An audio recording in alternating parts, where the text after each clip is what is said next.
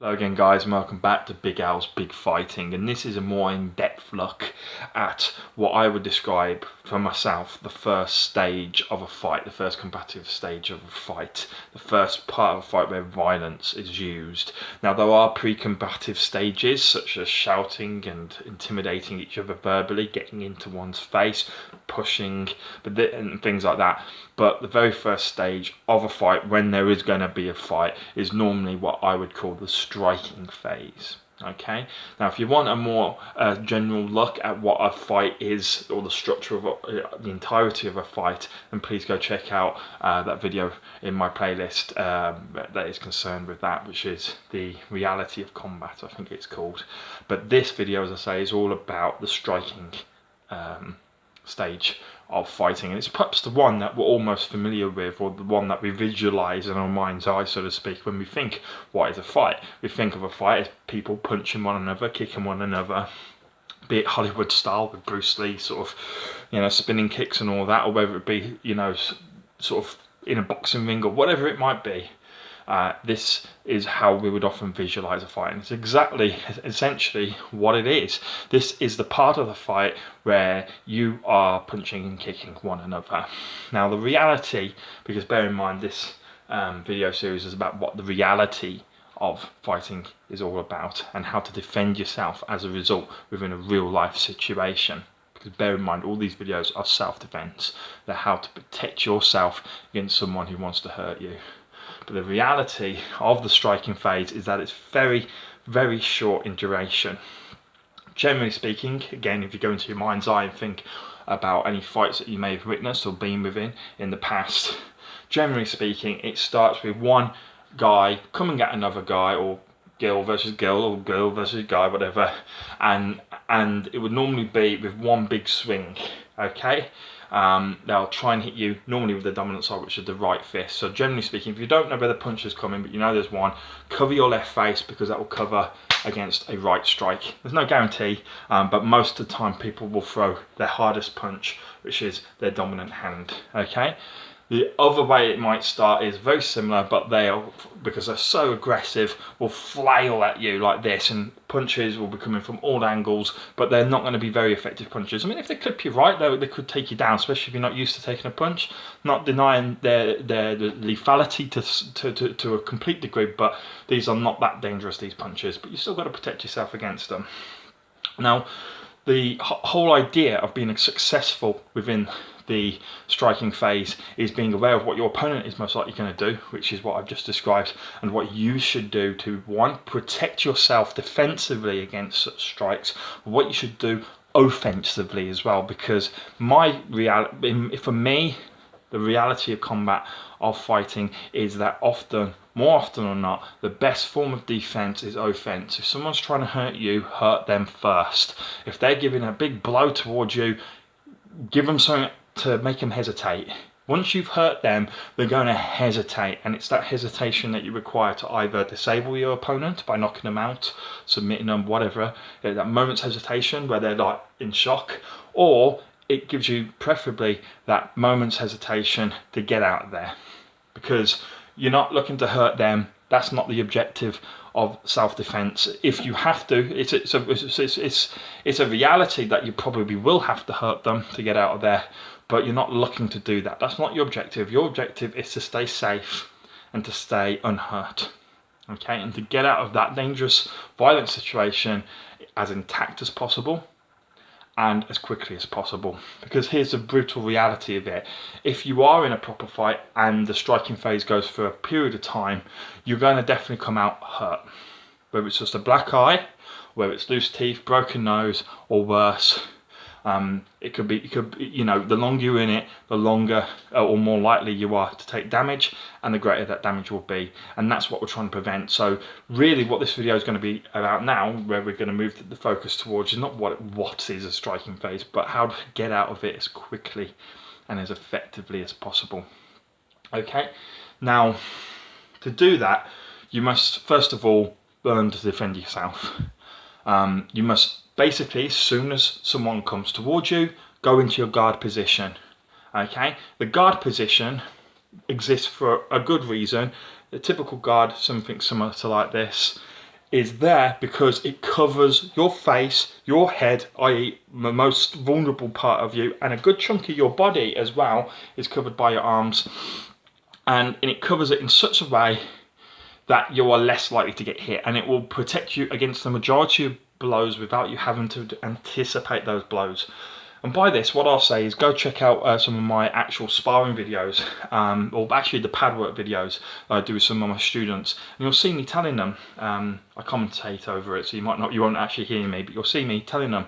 Or when I'm putting a pad out after they've punched my pad, I'm trying to clip them back to show, look, your guard's not back quick enough.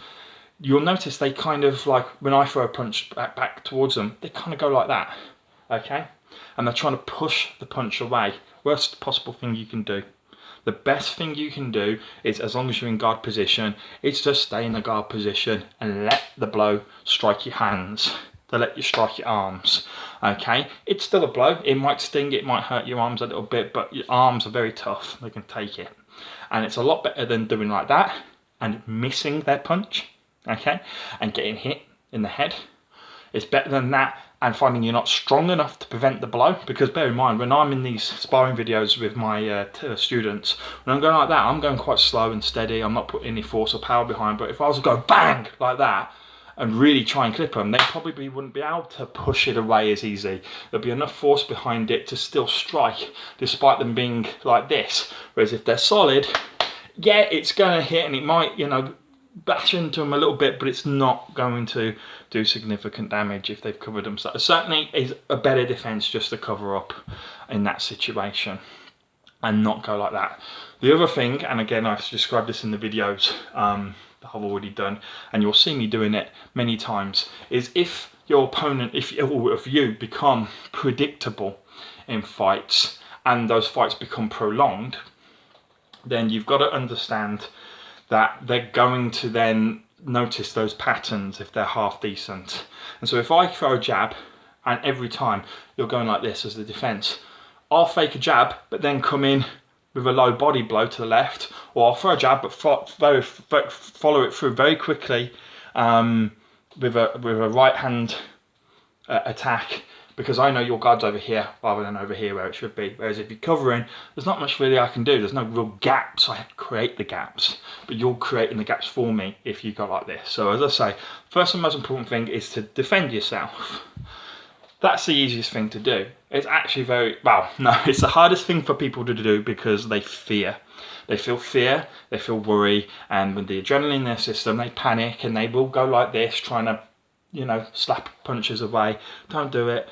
Just cover up. There are more advanced defense techniques where you can pat a punch out of the way whilst keeping your guard, and there's others where you can grab the arm and bring it in, which I've done a couple of movements like, but that's more grappling. That's not against a punch, right? But ultimately, just defend. Let's keep it simple and just defend your head. Cover yourself, okay? And the reason for this is because most fights, if they're not ended in the first 5 to 10 seconds, they're going to go on for a while. And there's a simple biological reason for this.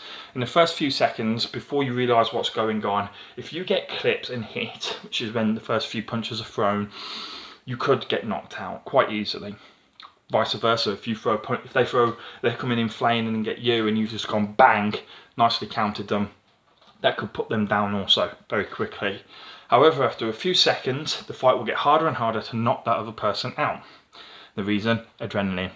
Adrenaline turns people into superhumans as far as I'm concerned. Once their adrenaline starts to kick in, they become a lot more resistant to pain, if not immune to pain on a temporary basis. They gain a vast amount of energy, a vast amount of strength. Their head can go out of it and they can start, you'll see advanced boxers go from that to, just slogging it out. They'll forget everything, but nonetheless, their bodies themselves will be very, very impervious to damage. And so if you can't end the fight quickly, it's going to go on for a while. And so not only cover up to keep you in that fight as long as possible, because the last thing you want to be is the one getting knocked out early on, but the best form of defense, as I said it before, is more often than not offense. And so if you know that someone, more likely or not, is always going to come in with their big right hand, which would strike your left side, You cover up the left, but as you're covering up, you step in and bang, you just hit me with your right hand. So you're defending but attacking at the same time, and it's that suddenness. Most people don't expect when they throw a punch to get punched immediately at the same time back, and it's that shock factor that can actually knock them out. Not the actual impact of the punch, but the actual shock of being hit. That can at least, at very not, if it doesn't knock them out, stun them enough, shock them enough, or get them to, oh, you know, they'll be like, oh, like that. But you'll also notice they'll be walking back, you know, because they'll be afraid at that point, and that's fine. I would actually stand my ground at that point. If they're afraid of you, be a bit like with a dog. If they're afraid of you, you stand your ground, all right? But worst thing is to often run, because then they might chase you, you know. But if where possible and safe, always withdraw. Get out of there, and keep yourself safe. Okay. And really, the reality of the striking phase of combat is most of it is going to be punches. In my entire time of being in fights, other than of course ring fighting, but street fighting, door work, all that kind of stuff, I've only ever thrown and had thrown again. Well, I've only ever seen one kick thrown in a fight, and that's from myself. And that was once and once only. I was against 3 guys at the time, and it was only against one of them. And I kicked him because I dealt with the other 2, and I needed to deal with this guy. And he just hadn't been in the perfect position. His legs were close together, and I had to take him down quickly, because when you're dealing with 3 guys, you've got to crowd manage. You've got to bang, bang, bang. You've got to deal with everyone as quickly as possible. You've got to scan them, analyse them, go, that's their weakness, bang. That's their weakness, bang. Okay, and you deal with them as such. But that's a whole different ball game. But most of the time, don't worry about kicks. Most people are not going to throw kicks at you. However, I will do a kick defense video at one point, and you'll see kick defense obviously in my sparring videos also, which is a whole different ball game. There are particular ways to defend yourself against kicks, and there's also ways to counter kicks. If you get kicked, if you can grab their leg, there's some ways which you can disable your opponent almost immediately. So that's what I would say. I would advise, if you don't know how to throw a kick perfectly, do not throw them, because you're going to get your leg grabbed, caught. You're going to break your foot more likely or not, because people who don't know how to throw kicks will most likely break their foot. Just like most people who don't know how to throw punches probably break their fist, or one of their knuckles, or their fingers or something. The boxer's fracture here, very common injury. I think I've said enough there. I know it's a bit of an in-depth look. There's a bit more I can say about things here and there, but as I say, I feel they kind of lend themselves to other videos, more technique videos, rather than sort of, well, this is the overall idea. Now, of course, following the striking phase will normally become the clinch phase. We'll do a video on that soon as well. But of course, just because the fight would almost always start with a striking phase doesn't mean the striking phase can't see itself in a later part of the fight.